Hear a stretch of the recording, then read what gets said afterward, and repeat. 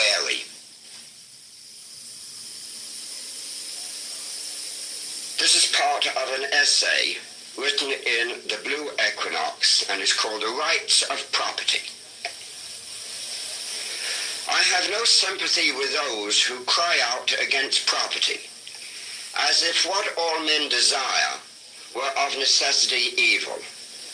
The natural instinct of every man is to own, and while man remains in this mood, attempts to destroy property must not only be nugatory, but deleterious to the community.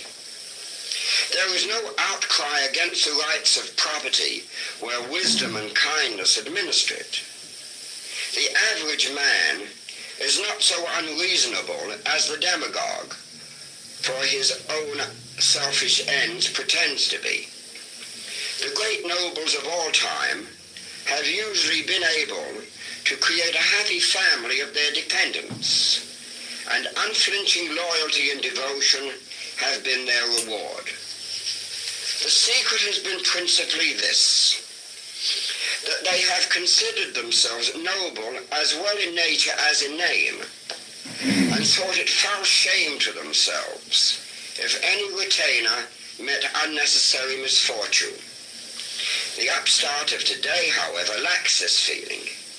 He must try constantly to prove his superiority by exhibiting his power, and harshness is his only weapon.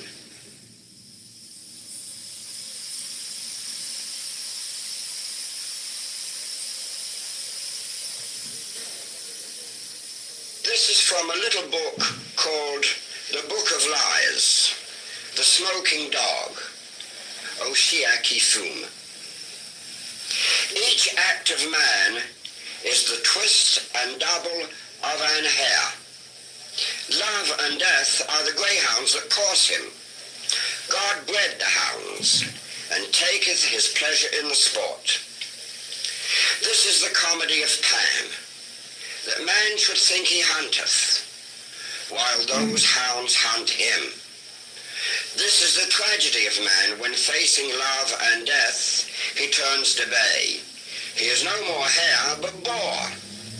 There are no other comedies or tragedies. Cease then to be the mockery of God. In savagery of love and death live thou and die. Thus shall his laughter be thrilled through with ecstasy.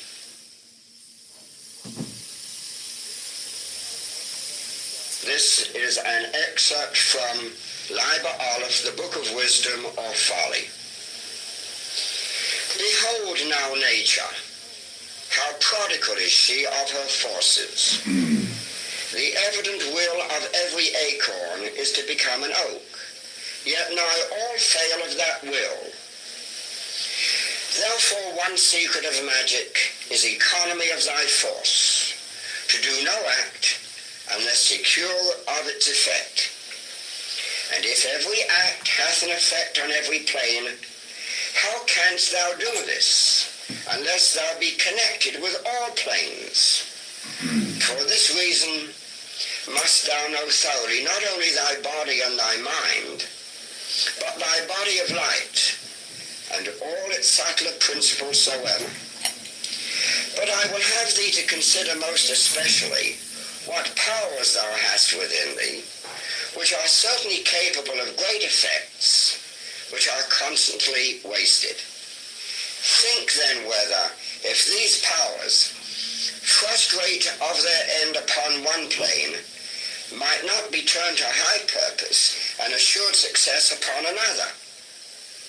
For 100 acorns, rightly set in conditions fit for their true growth, will become 100 oaks, while otherwise they make but one meal for one hog, and their subtle nature is wholly lost to them. Learn then, O my son, this mystery of economy, and apply it faithfully and with diligence in thy work.